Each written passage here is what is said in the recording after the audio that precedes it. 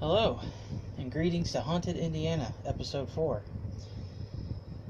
Tonight's story is Win One for the Gipper and his Ghost 2.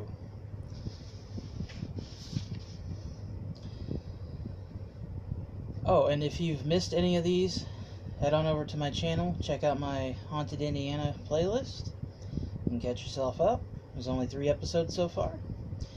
Last episode will be in the description below. And if you're new to this channel, head on over to my channel, check it out, see what I'm about. If you like what you see, please feel free to subscribe, because all my subscribers are awesome, including you watching this. Or if you've been around for a while and you've missed some videos, just head on over there. Everything's still there. Win One for the Gipper and his Ghost 2. He is arguably one of the greatest football players to ever play for the Fighting Irish of Notre Dame. His dying words were turned into a motivational speech and were later used as a slogan for a political campaign. With such an illustrious career, is it any wonder that even the ghost of George Gipp is famous? I've never heard of him. Born on February 18, 1895, in Laurel, Michigan, George Gipp excelled at sports from an early age. Once accepted at Notre Dame, Gipp originally intended to play for the university's baseball team. Legendary football coach Knute Rockne, however, had other plans for Gipp. Upon seeing him idly tossing a football around, Rockne managed to convince Gipp to play football for him. Clearly, Rockne saw something in Gipp that no one else did. Despite the fact that Gipp had no experience playing organized football, he quickly excelled at all aspects of the game. Although he was primarily a halfback, he set several records on both offense and defense in the years.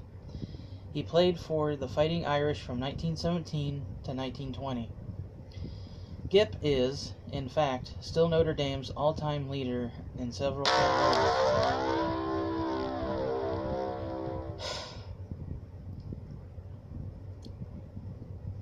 including total offense per game. In December 1920, Gipp came down with pneumonia and was admitted to the hospital.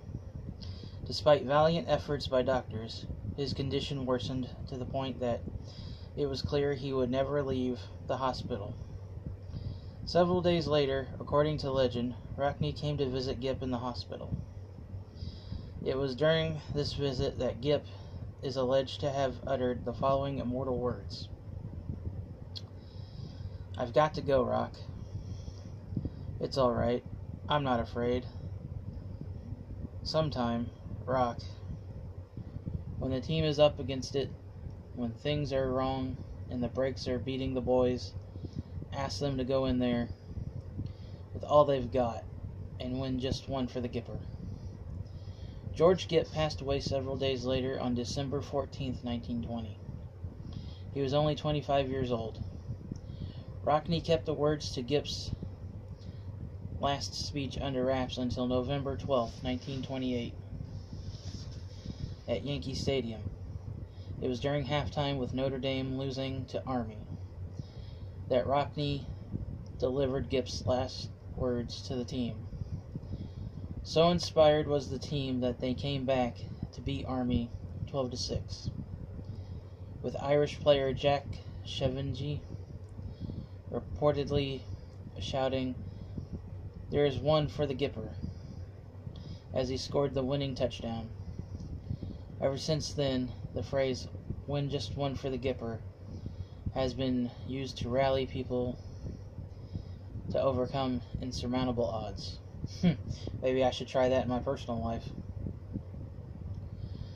The speech would also figure prominently in the 1940 movie Knute Rockne, All-American, with Ronald Reagan playing the role of George Gipp. Figures. Reagan would come to be nicknamed the Gipper. For the rest of his life, going so far as to incorporate parts of Gipp's famous speech into a successful presidential campaign. Having lived such a successful life and fabled life, Gip might choose to return to literally dozens of places. Washington Hall, Notre Dame's campus theater, probably wouldn't be on that list, though.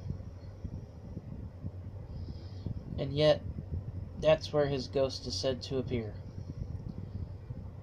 There is a long-standing rumor concerning Washington Hall and just how Gip came down with his fatal pneumonia.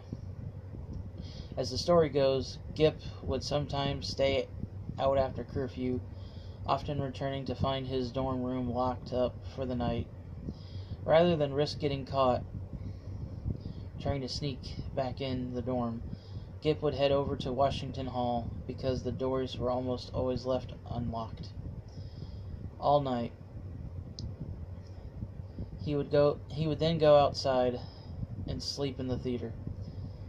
On one fateful night in December 1920, according to legend, Gip returned to the campus to find himself locked out of the dorm.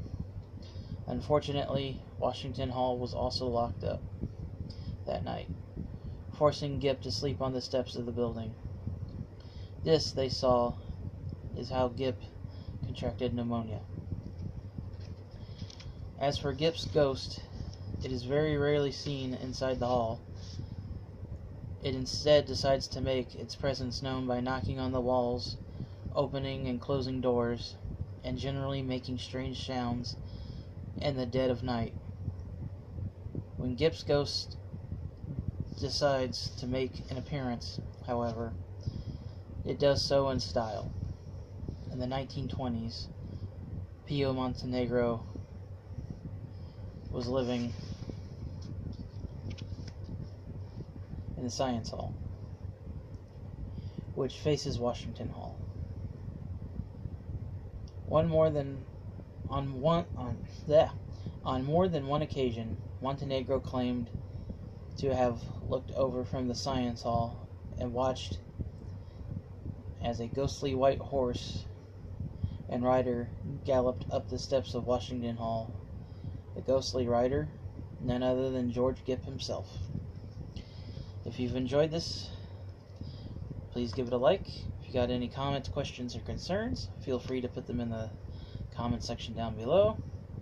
I want to thank you all for watching, tuning in, listening.